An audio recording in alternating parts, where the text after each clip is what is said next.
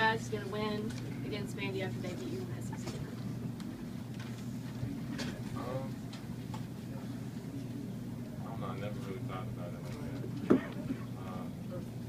I mean, I guess when you think about it, it's good. It's reassuring, I guess.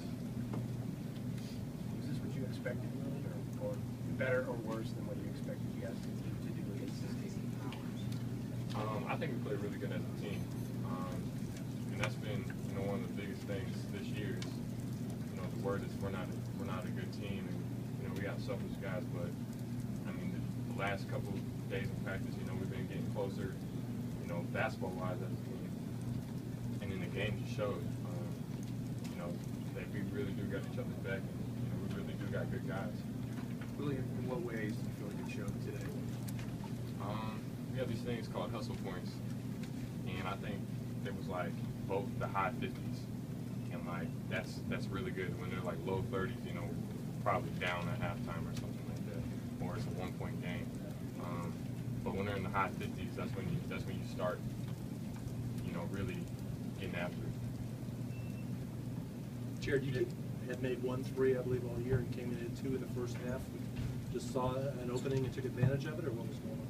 Yeah, I mean, I feel pretty confident with my 3-point shot. We practice all the time with that, and I do pretty well in practice. So, yeah, I just saw the opportunity and took it. This game feel kind of like a grinded out game that you guys had to really kind of bear down and grind it out? Yeah, I mean, that was one of our things coming in. Coach was just saying, we start off real sluggish in the beginning, so we're just going to start off by grinding it out instead of trying to fly up and down and then let the game come to us and then start running. And I mean, that's what we did. How well did you think you contributed to that, especially on the boards? What was the key to the board stuff? You guys dominating on the boards. Like rebounds? Yeah, you and the team. Personally, I thought I could do a better job at rebounding. Until Coach started getting on me about it, I was just letting the guy box me out, and I was satisfied with it. But just having that in the back of your head, is like this guy, you're not going to let this guy stop you from trying to get the rebound instead of just once you feel his body, you just stop. You always need to be moving and stuff. And for the most part, guys did that. And I mean that's where the rebounding came in. For either of you guys, this was a team playing with them down to 7 scholarship guys. They have more staff out there than roster, I think, and lost their leading scorer this week. Do you think this game maybe said something to your younger players about having, no matter the situation, when you come on the road and play in the SEC, you gotta bring it? I mean, definitely. SEC's tough. It doesn't matter where you go. A team can lose by 50 one game, and then the next game come out and win by 30. It's just tough, especially on the road. It's real tough to play on the road. Once we start getting more into it, then the guys will figure it out that it is going to be like that every game. You're barely going to have a game where you blow somebody out. Really, how do you feel like you guys responded just when they made runs and in their building, that sort of situation? I thought we kept our composure pretty well. When they made a run, we calmed ourselves down and then made a run back, and then back and forth. And Coach preaches that to us all the time. That it's a game of runs, and most of the time whoever has the last run is going to win. Jared, you came in the game right after Dominique. I think got beat on an inbounds play for a layup. Did you go into the game for defensive purposes or hustle purposes or not 3-point purposes? That is a pretty dumb question. Maybe one of those ones, Jerry. That's a Hall of Fame question. How do you? They're all Hall of Famers. I mean, we all go into hustle and play defense. I mean, I got beat on one too, so can't say anything about that. But I mean, I've always been confident in my shot, so I wasn't hesitant to let any of them go. Thanks, guys. Good job.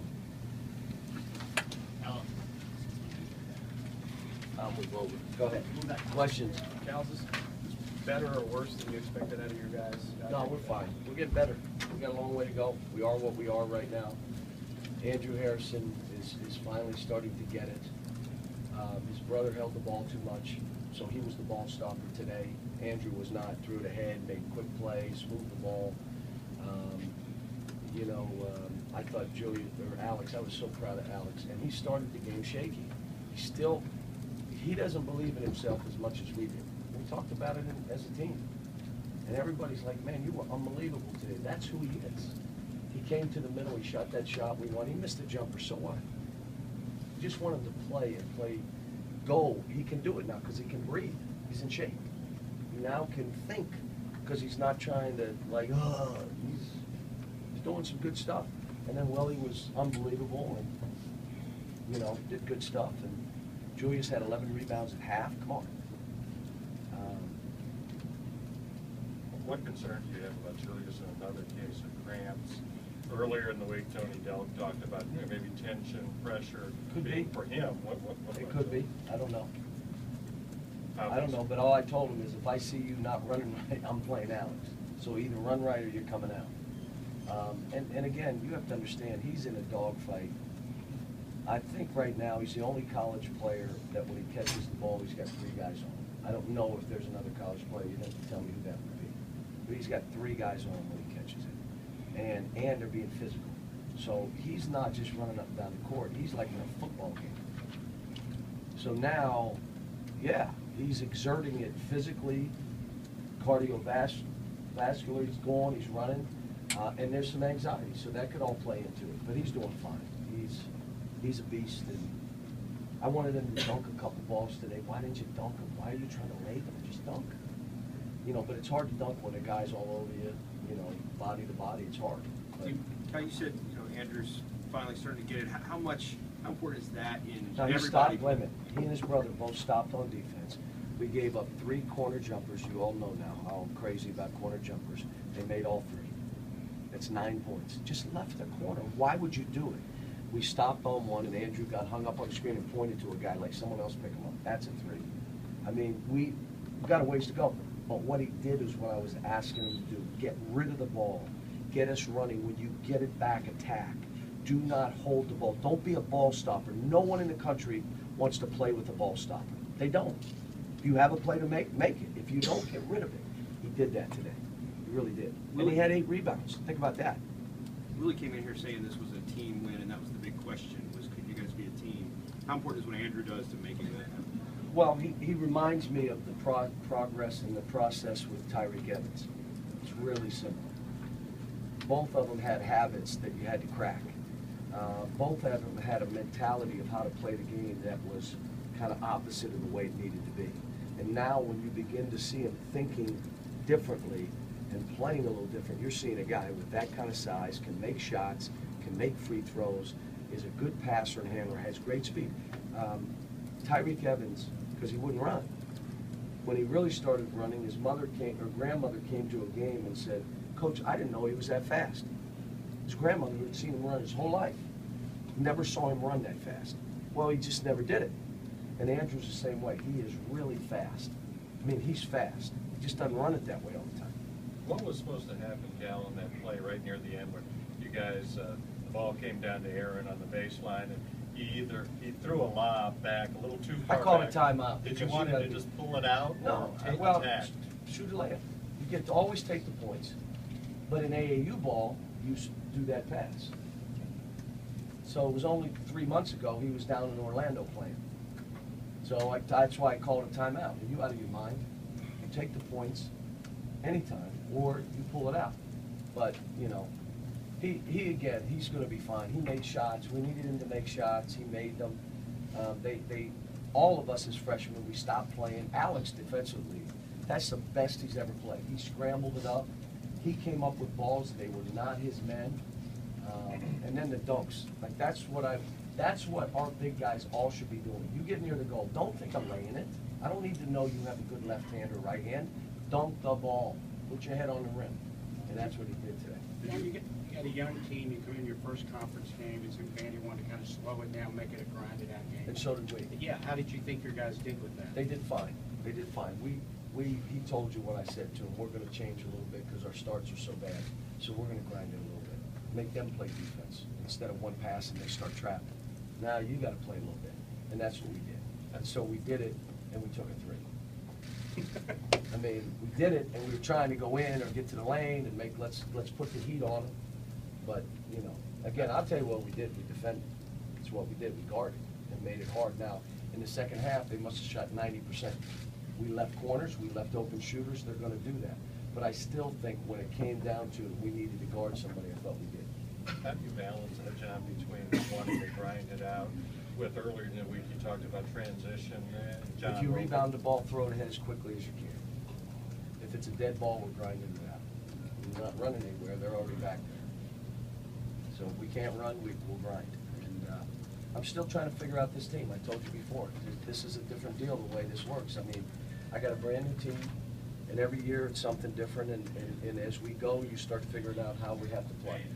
I love the fact that I could play both Derek and if they're not going to play people, I could put Derek in the game and I could put Jared in the game. And I have no problem with those guys shooting balls, and they know it because that's how they play in practice. We still have moments where you're going to have a lob in the last 20 seconds that you don't need, leaving corners. Are the good moments starting to outweigh the bad, though? Oh, yeah. Yeah. We had our greatest practice yesterday of the season for an hour and a half at Lipscomb. We practiced the day after the Mississippi State game. They came in and couldn't believe we practiced. What do you have to do? We only went an hour, and then when they got going, they went. I told them, you prepared to win this game. Now we're going home. We're practicing an hour tomorrow, and then we're going to practice an hour and a half before we leave to go to Arkansas. Got nothing else to do. And I told Alex, the way you're playing, you should be happy. Let's practice tonight. The way you're playing, that's when you want to practice more. You want to be in the gym more. So, no, we're still not there. I'm telling you, but I'm looking around the country. I don't see anybody there. So this is all good. I like my team. I like our progress. We have the biggest upside of any team in the country. We do. We're the youngest team in the country. That's where we are. And I just got to try to be patient when I have none, but do what I can to try to keep coaching these guys.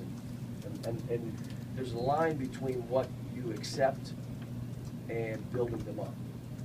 You can't start building them up if they're doing things that are unacceptable. And that was about a month ago. It was all unacceptable. But everybody saw it.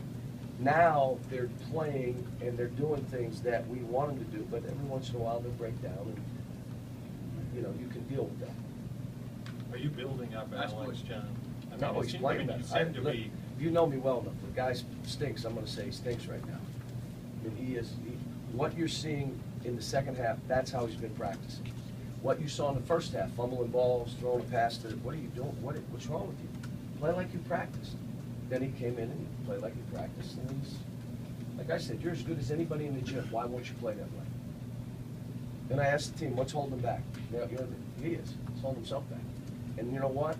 I told him yesterday, walking off, I am so proud of him because that's what we're about. That's what I hope my staff and you guys understand. It's about guys like Alex making that climb and becoming the player they can become. And knowing that we're pushing you, but we're giving you room to go do your thing. But again, Marcus Lee didn't play. He was the only one. But when Dakari made those 2 free throws, I was going to leave him in. So. Everything all right with Marcus? Yeah, he's good. He's the greatest kid. Great kid. Coach, were Vandy's lack of numbers a factor, did you feel like, at all in the game? Can't remember us last year when we had the injury. I think we won some games, lost some games. On the road, they were tougher for us because you didn't have enough bodies. Were Vandy's lack of numbers today, though? Did you see as that being a factor at all? I wasn't watching that. I have no idea. I mean, you'd have to ask their coach. It's a good question.